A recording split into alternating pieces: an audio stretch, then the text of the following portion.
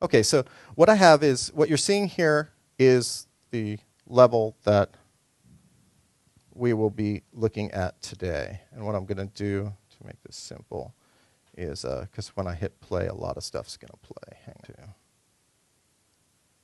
Grab this here, hang on. Okay.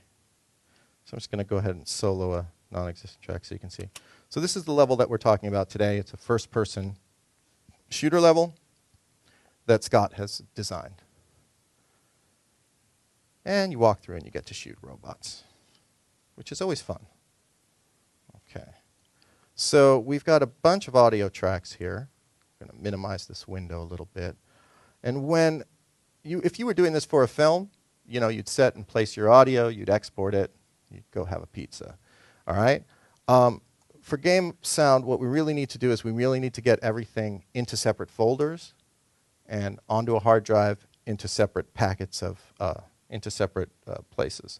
So let's start first with the music, which I will highlight is done by one of the students in our current class here at Pyramide in Scoring for Games, Brennan, who's over here. So this is he just has finished up doing a live session with strings, and we thought it was a great way to sort of feature some of his work tonight, and also so you can see what he's done with this level. So basically, he's broken out into different levels of intensity.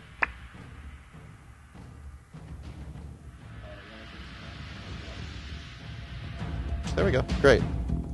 So that's one level of intensity.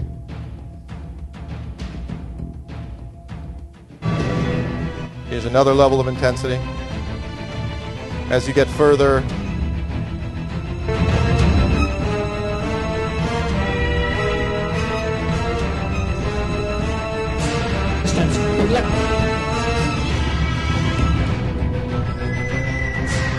so as you can see, Brennan's created a really great score that evolves over time.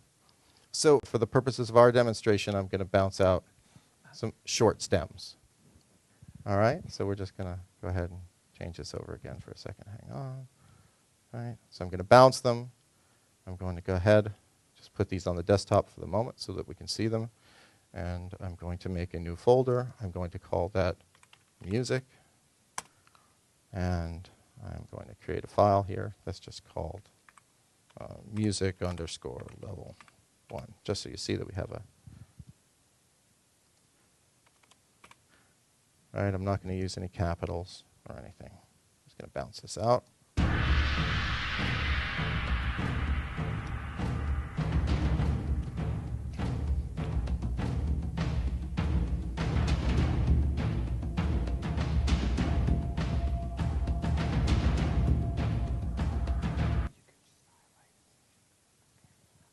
So I would bounce each one of these out. I'm not going to do that now, but I just want to show you the folder structure. We have an ambient background loop as well. I would do that one as well. And now I'm just going to come on over here. We've got a VO track. Take a listen to that. Take a look at it.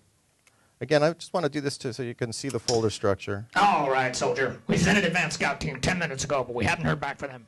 Your job is to check on their status, retrieve them, and neutralize any enemy hostiles you encounter. Right.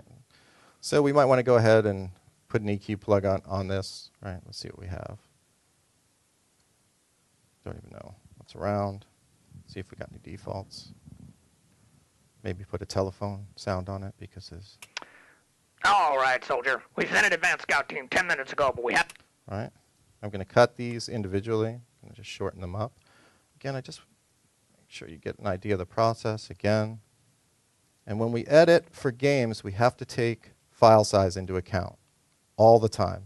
Even if you're working on AAA titles, file size is important. So you want to grow these out. You want to make sure you're not clipping your sounds, right? But you want to make sure that they're as efficiently looped or as efficiently cut as possible. And then I would go ahead and bounce this out to disk.